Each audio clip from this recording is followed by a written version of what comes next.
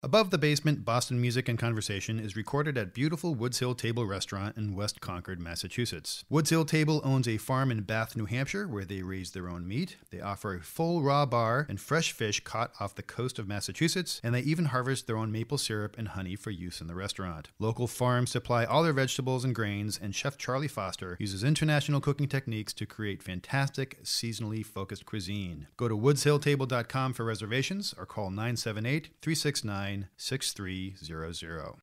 Hello everyone, this is Ronnie Hirschberg from Above the Basement, Boston Music and Conversation. Flynn Cohen is an acoustic guitarist from the American folk band Low Lily, formerly called Annalivia. Flynn has performed all over the world with many notable acts in traditional and contemporary acoustic music, including legendary Irish accordion player John Whelan, as well as solo and duo shows playing music from his 4 solo albums. Chuck and I recently sat down with Flynn at Woods Hill Table in Concord, Mass., and we discussed how Flynn came to Boston in the first place. He was originally in Cleveland, I believe, and we discussed how Flynn approaches writing his music and his many musical travels from Cleveland to Boston to Brattleboro. You can check out where he's playing at flynncohen.net and also at lowlily.com. So here's our conversation with Flynn. Please be sure to listen at the end for a special performance.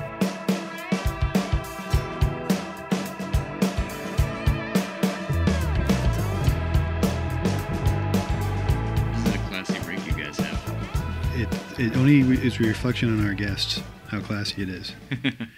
You can put your mouth up a little bit closer to it. Right at the screen? There you go. Okay. There you go. Testing 1, 2. Yeah, again, you sound so awesome on this thing. I don't Thank know you. what it is. Thanks, Chuck.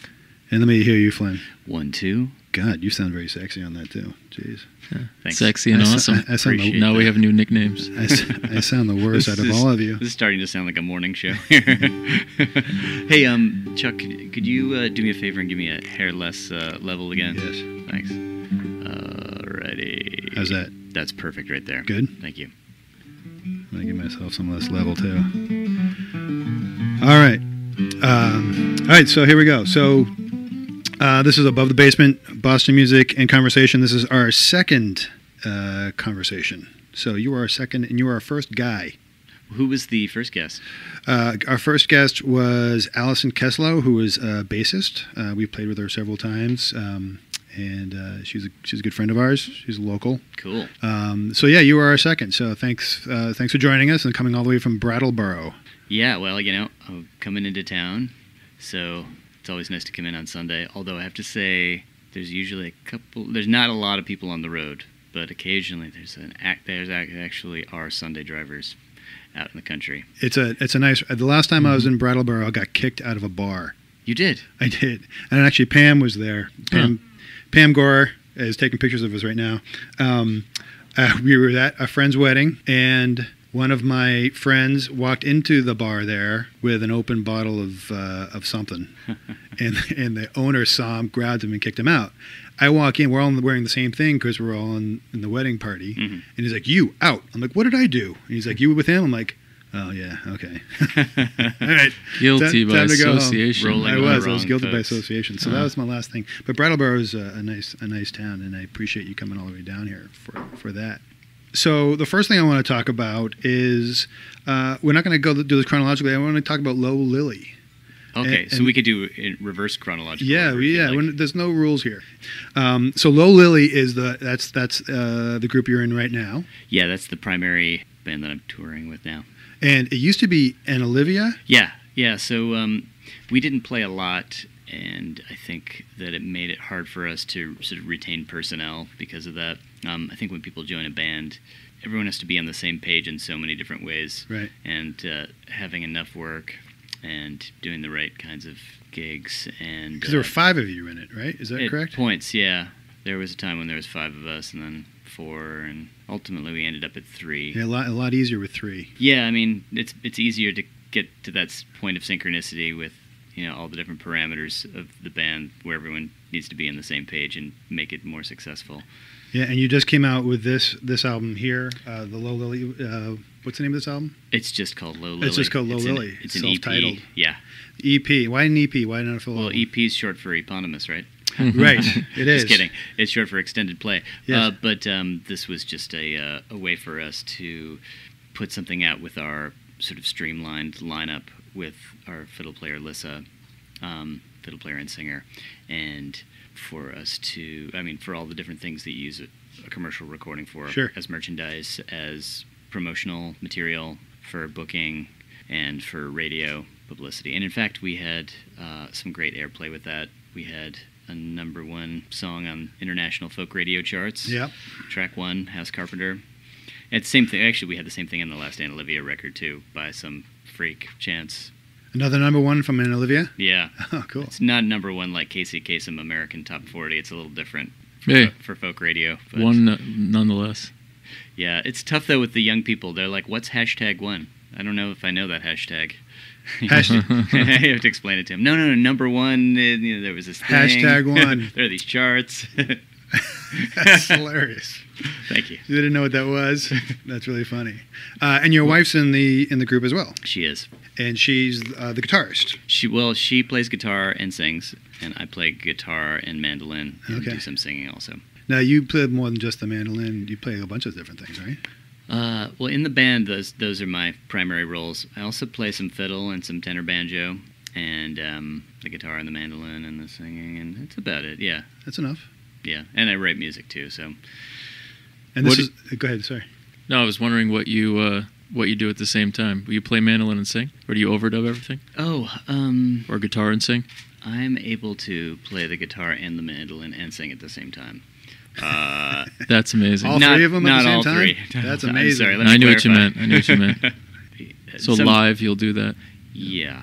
Basically, we have our arrangements are sort of sculpted around what we do live. It's a big part of, I think, what you might call the sort of naturalist aesthetic in folk music, where people are more into a kind of genuine presentation of, the real thing and not very much artifice like we get in a lot of different kinds of music, especially highly sculpted pop music that's made in studios where all the different elements of the music are sort of subcontracted to various other directions. With folk music, it's especially people who are writing their own music. It's very organic in that way, where you're writing and performing your own music, and it's just what you see is what you get, kind of thing.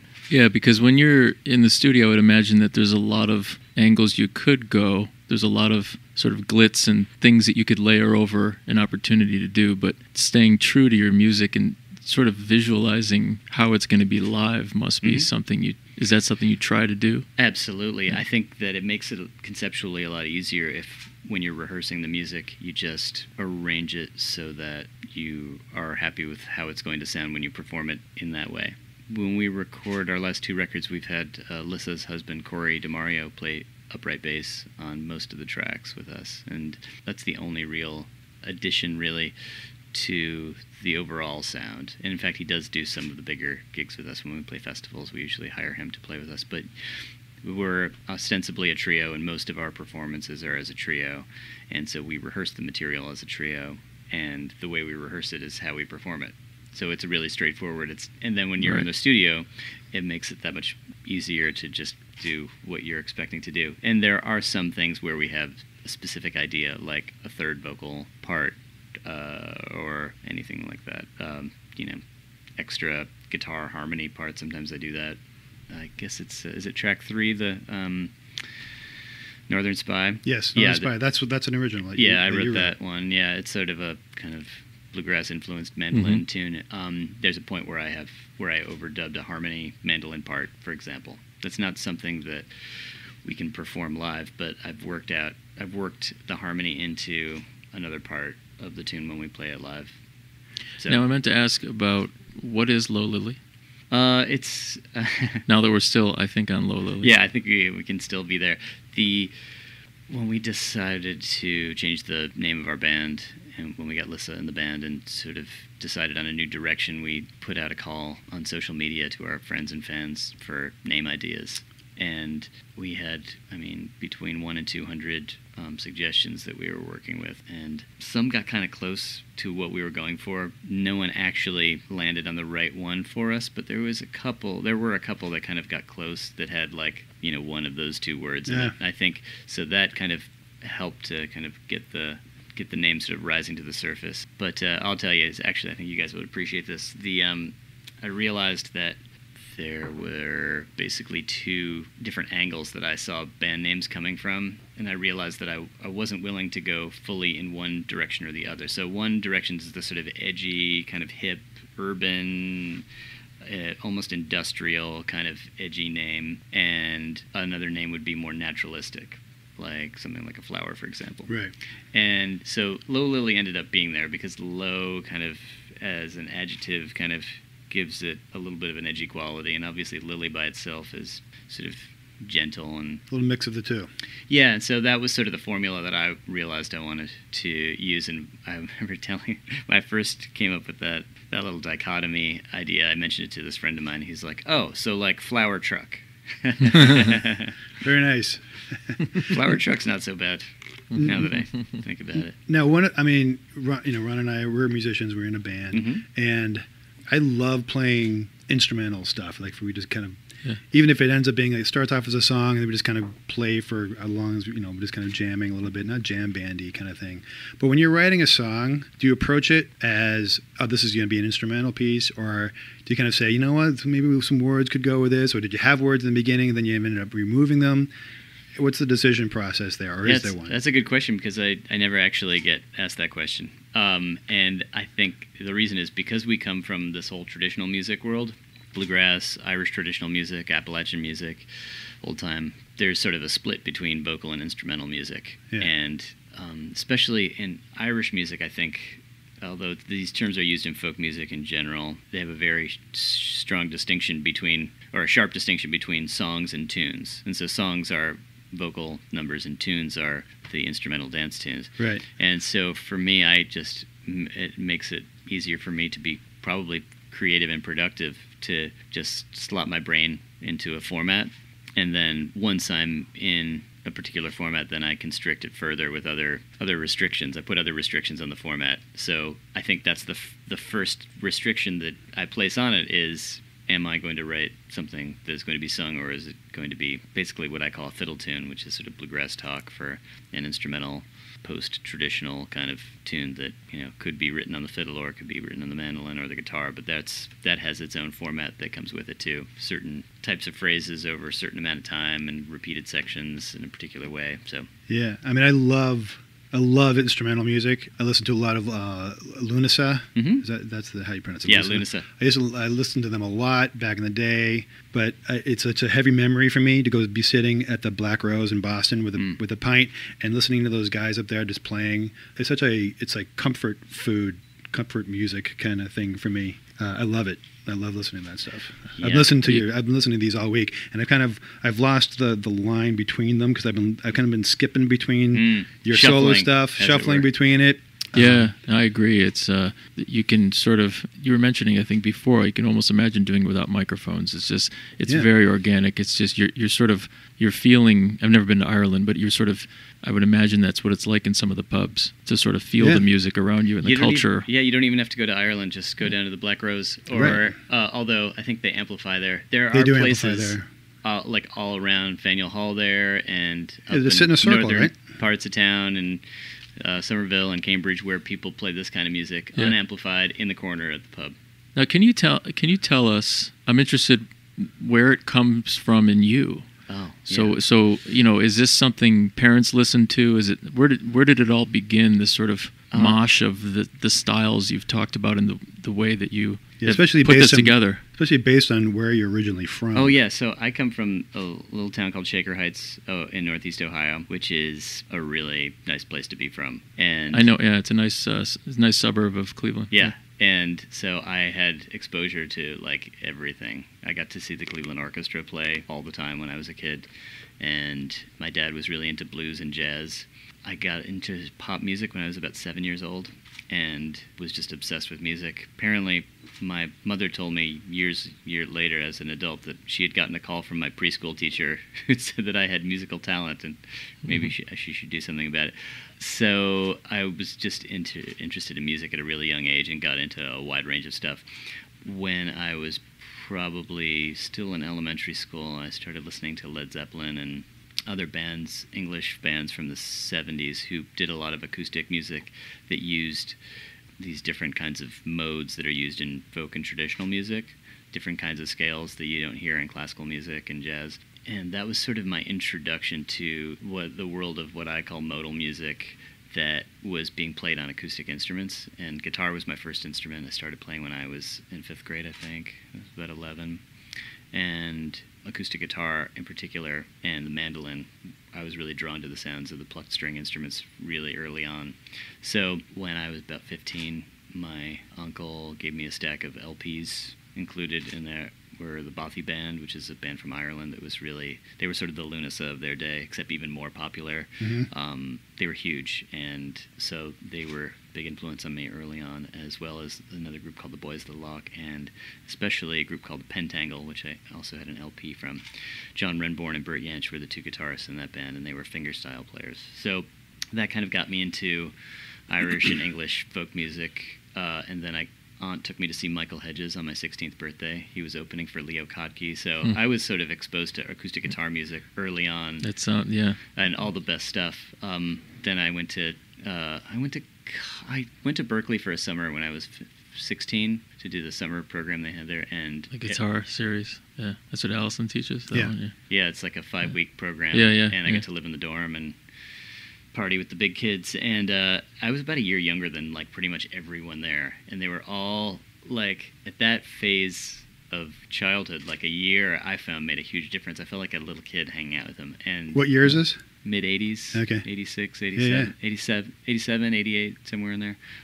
So I was really inspired when I got back from that, because I felt completely incompetent after that, and sort of lit a fire under me and started practicing more and taking stuff more seriously. I had an acoustic guitar teacher at that point who taught me Mississippi John Hurt and Bach at the same time.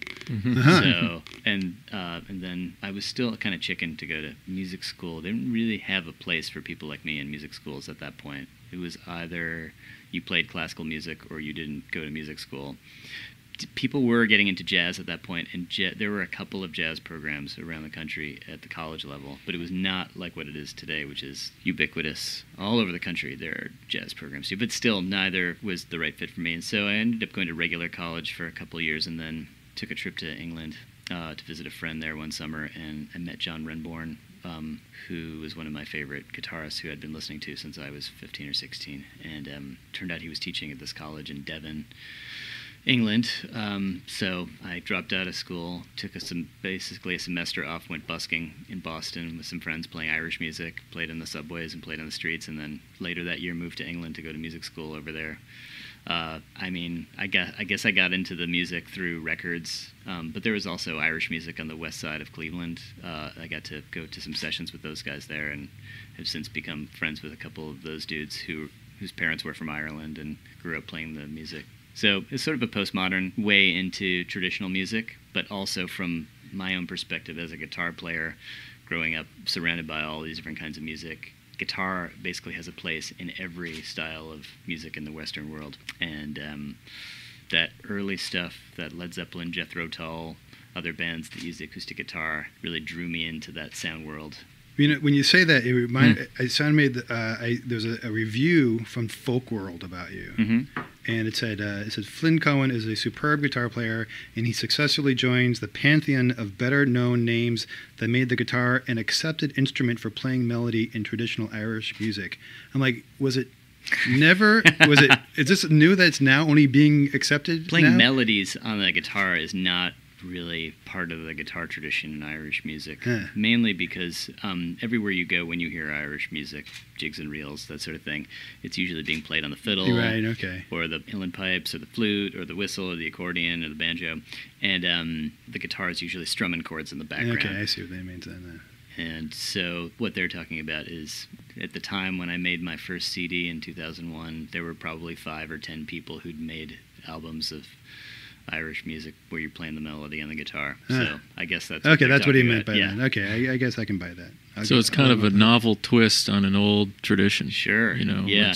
And it doesn't sound contrived, or it doesn't sound like you're trying to do something sort of over the top. I mean, it just makes sense because the acoustic guitar just fits so beautifully in the music. Well, I was playing all the other stuff already, so if I had come from a different place and been like, oh, I just want to make a record of Irish guitar music, all of a sudden that would have been kind of maybe contrived or weird. But because I spent so many years strumming the guitar along with the regular melody instruments, it was sort of a logical progression. And I think that's definitely the case for the other people who've done records like that, John Doyle and Artie McGlynn and Donald Clancy and others, Robin Bullock.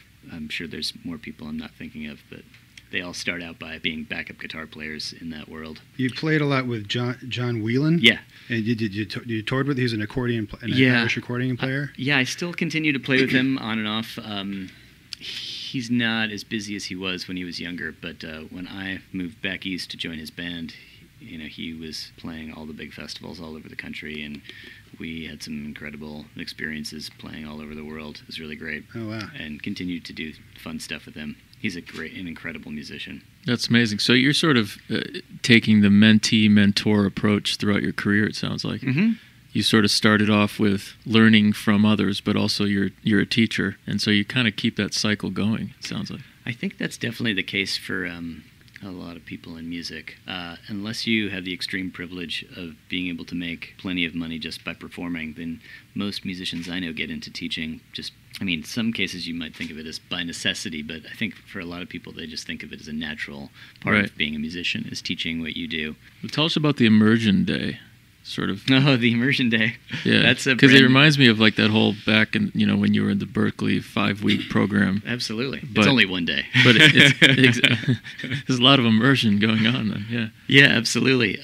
Well, one thing that didn't happen at the Berkeley thing that I went to when I was 16 was that I didn't go to very many classes when I was there, I have to say. My parents weren't there to keep me in shape, but I did do a lot of jamming. But this guitar immersion thing I'm teaching is it's basically this trio of musicians that I've played with on and off over the last 4 or 5 years. Myself, Danny Novak, and Matt Heaton. They also come from the world of playing Irish music and playing other styles of music on guitar. We had started this group called Dead String Ensemble with the late John McGann, who was he was sort of my guy who got me hooked up in the scene in Boston and got me to move here and introduced me to John Whelan. And he died a few years ago now, but we had this group very briefly. All 4 of us played guitar and then doubled on other instruments, and since John passed away, I haven't been doing so much with them. But we are doing this one thing, basically teaching 10, 11 different classes over the course of one day up in Brattleboro where I live, and it's catered, and we're going to do a concert at the end of the night and stuff. With the students? Well, the instructors will be performing. Right. There definitely are some of the students there definitely have done performing themselves, and sort of a range of students there, a range of different levels of classes, but it's pretty much geared towards teaching people all the stuff that we do when we play along with the fiddle music on the guitar. So it's like a performance-based master class in a sense? Where Sort of, you yeah. Listen to other people and play with each other? And There's basically what it is I kind of liken some of the stuff to, used to make reference to aerobics, but now people, you'd be more likely to talk about yoga or spinning classes or whatever. Right. But it's basically like guided athletic training of some description, right? Pilates type of thing? Absolutely. So these are things that people could technically do at home, but it gives them extra incentive, drive, motivation to do it in a group with other people doing it. I have these certain kinds of like technique exercises that I've come up with that I teach my students, and I sort of treat them as drills in the same way that you would have these certain yoga moves that you do or whatever, or Pilates. I've never been to a Pilates class, so I couldn't tell you, but I imagine that it's similar to these things where I say, okay, we're going to do these 3 positions of D major, and then we're going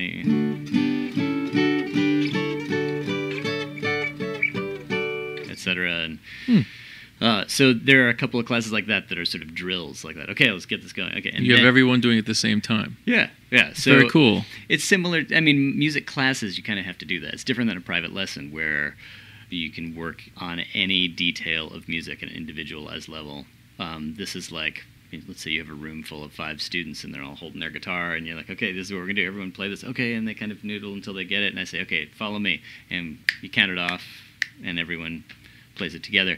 It's probably similar to any kind of ensemble kind of situation, for actual performance, except this is stuff that's abstracted from all this work I've done playing along with the fiddle music. So these are exercises that I've come up with to teach people how to do this sort of thing. Are you going to do this next year? Yeah, and I think we're going to do one in Boston, too. I have talked to a couple of different people about hosting something similar in Cambridge or That's Somerville. awesome. I love the concept. It's almost like a healthy competition, I would imagine, too. Emphasis on healthy, where it's like... The same thing with the athletic stuff Yeah, that we're talking about, right? You're all sort of motivated enough. It's like CrossFit. Like, no one goes in with these big medicine balls. I don't do CrossFit. I know it may look like I do, but and everybody sort of won't do it on their own, but they'll do it with others. Absolutely. Well, I mean, I went to... I don't mean to bring this up every time we have a podcast. You went to Berkeley, didn't you? I went to Berkeley for a short period of time. And I remember we'd have chord class. Yeah. And there'd be like, there's 20 of us in the room. Mm-hmm. And he'd be, okay, we're going to go through this chord sequence. And, I mean, I wasn't keeping up. And it would take me a while to figure out where that 9 was going or whatever. Oh, yeah. And, but there was that kind of thing. I need to keep up. That guy's getting it. And I need to, that was Healthy incentive. competition. Yeah. It was incentive. And it was, it was healthy. It wasn't like... People weren't like coming down on me if I was screwing up, but people need a little motivation sometimes. Yeah, and it's once a year in Brattleboro. So this is the first one. So okay. I don't know really. The first ostensibly annual. Yes. There's certainly a market for doing something like this in Boston. There's so many people interested in this music here, and if I can get the right venue to host it and take some of the logistical details off of my plate, that'd make it maybe easier for me and then easier to do it more frequently. So. Yeah. No, that's what a neat concept. Love it. I wanted to ask first about Vermont. Mm-hmm. So, Vermont's a special place for music. I was there for many years for school. My family lives there now in Burlington in southern Vermont. And I played music in Burlington for a while. So to me, that was always sort of like a... Nashville has its own vibe. Austin, Texas has its own vibe. Obviously, New Orleans, Chicago. And there's something about Burlington that had its own vibe in music, too. Sure. That's the home of Fish. Right. Exactly, in the 80s. And but it had that hippie feel. There was a lot of sort of improvisation going on, a lot of satellite bands that came out of Fish over the years. It was sort of like a small... where did Pearl Jam come out of in the Northwest? Seattle. Seattle, sure. Is there some Vermont feel that you have, or I guess I should ask, is there a connection you have to the Vermont scene? Well, to be honest, we're only barely in Vermont. It's kind of more like Western Mass where we are. Yeah. We're only, I don't know, a few miles, maybe 10 miles from the border. Yeah, you're right over the border, Brattleboro. Yeah. And we're also right on the border of New Hampshire too. So you're kind of a tri-state type of guy. Tri-state feel. No, actually, I think Liz and Lissa and myself probably identify musically probably more with the Boston scene. Mm-hmm. We all lived in this area for a long time, and when we were younger too. So that, I think, has maybe more to do with our musical personalities. Lissa went to college here. And have you gone up to Burlington to perform? We have played a little bit up there. There's a festival we played a couple times called the Champlain Valley Folk Festival.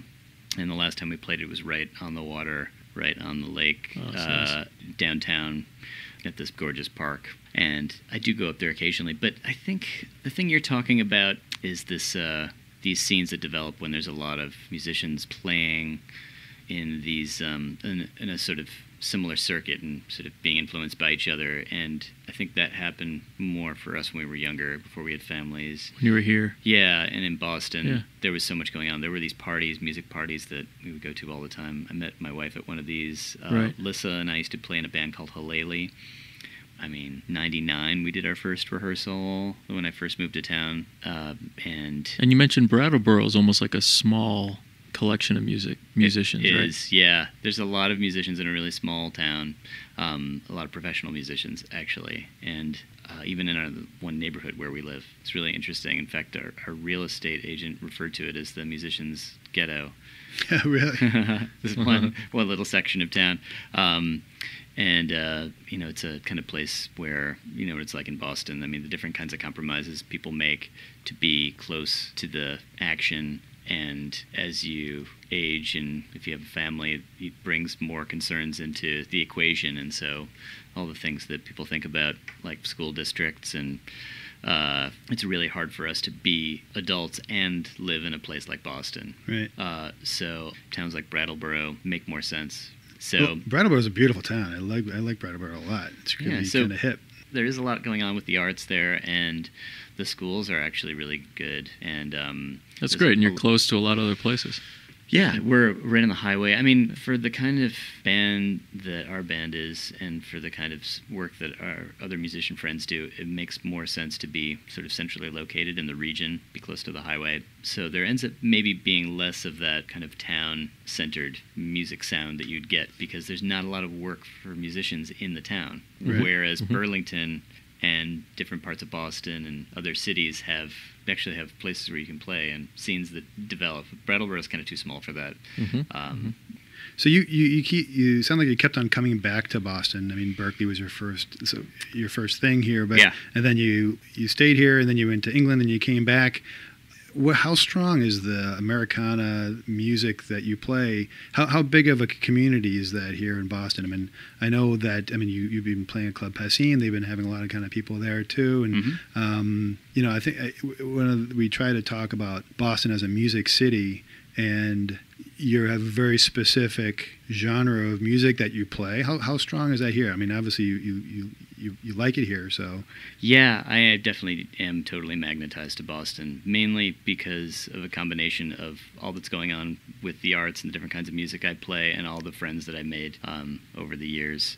When I joined this touring band with John Whelan back in the late 90s, I just needed to live somewhere in the Northeast. I didn't really want to live in New York. New York and Boston were kind of my two options. I have some family in Boston also, and so it just seemed like an obvious choice for me.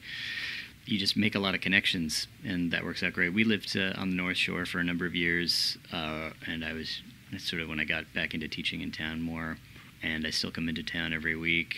And I just was talking to a guy yesterday about doing a couple gigs a month in Davis Square. So we'll see what happens there. But in terms of Americana music, some people have a very specific thing in mind when they use that term. Right. I don't mean to. No, it's not the kind of word I can think of right now. It's fine. It encompasses a lot of stuff, actually. And so for me, I have, because I have sort of an academic music background, I think more like a nerd and less sort of generally about stuff.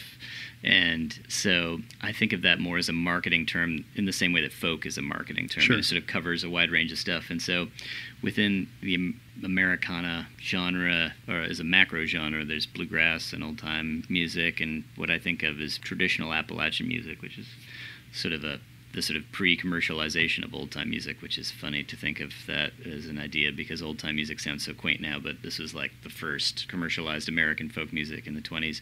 Appalachian? Well, yeah, I mean, the sort of early string band recordings were basically bands of fiddle players with guitar accompanists who were essentially dance musicians, but they needed their stuff to be a little bit tighter and sort of presented a little bit like a show. The stuff sounds incredibly quaint now. It's almost 100 years old.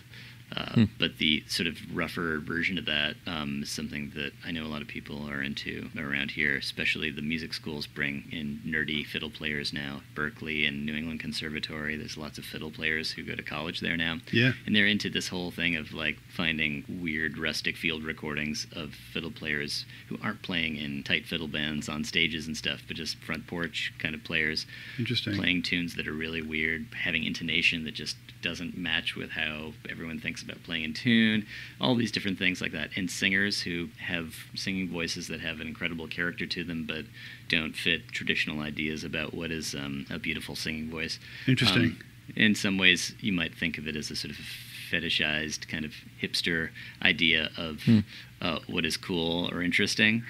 But I was into it before there were hipsters. So I guess, so this is Americana fetish. That's the new genre? Yeah, Fetish Americana. Fetish Americana. Right. But there is actually a huge scene for bluegrass music, and Berkeley College of Music brings a lot of people in who play bluegrass now at a very high level. It's really great. And there is a scene in Cambridge. There's a bar called the Cantab Lounge that has that Tuesday night thing that's been going for 20 years about. My friend Jeff Bartley hosts it. He's a singer-songwriter and an incredible finger-picking guitar player. And he's been hosting that most Tuesdays for the last couple decades. And it's a great scene. There's a lot of young people who go out there and listen to the music, and a lot of amazing musicians who hang out and jam with each other there. And so I have a ton of friends from that scene there that I connected with over the years. Yeah, Ron and I are going to go see Critter.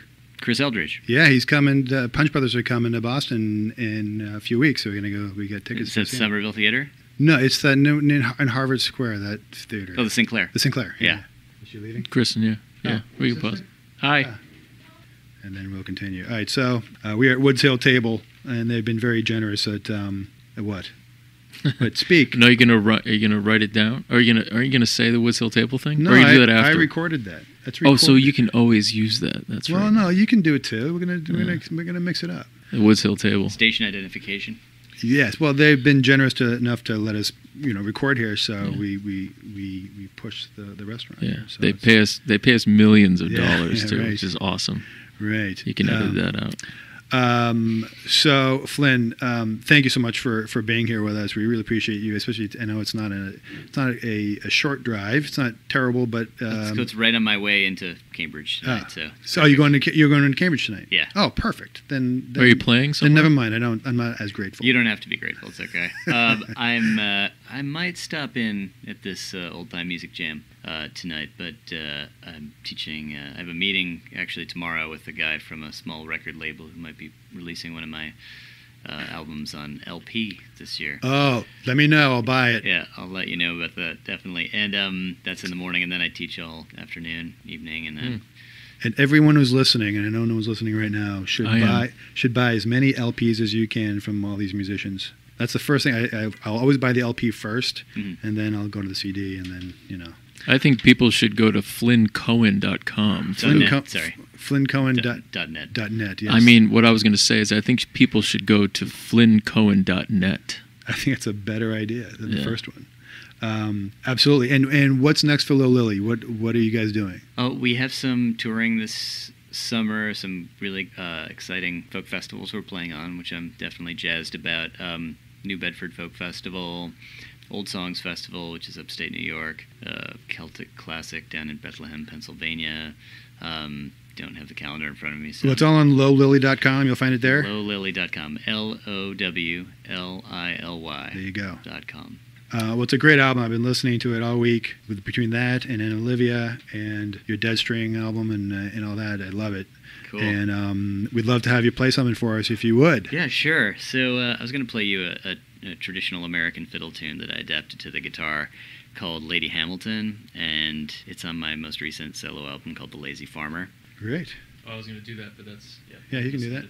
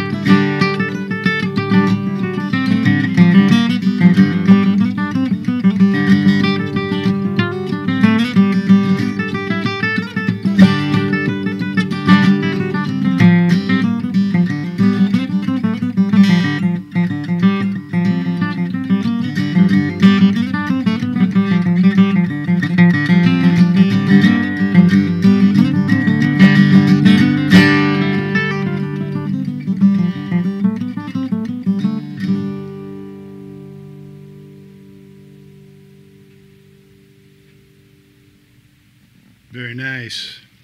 That was awesome. That was lovely. It was great. Thanks. All right. Well, thanks again. Dude, great to be here with you, and also you. Yeah, Flynn, thanks so much for coming down here and giving your time and your story and sort of, where you are now and the great sounds of the Martin. It was very cool. Thank you very much. I had a great time. Good. Good luck with the show, guys. All right, thanks very much. And I'll turn this off now. Thank you guys for tuning in today, and thanks so much, Flynn Cohen, for taking the time to speak with us, and also Woods Hill Table for their hospitality and letting us record there. If you want more information about Flynn, you can go to flynncohen.net, and you can also learn more about Low Lily at lowlily.com. All of Flynn's music can be purchased from both of these websites, as well as on iTunes, Bandcamp, and CD Baby. Check out our own website at abovethebasement.com, where you can sign up for our newsletter, listen and subscribe to our podcast, like us on Facebook, follow us on Twitter, and look at all the nice pictures we always post on Instagram. We are everywhere. On behalf of Chuck and myself, please tell your friends about Above the Basement. Thanks for listening. And remember, Boston music, like its history, is unique.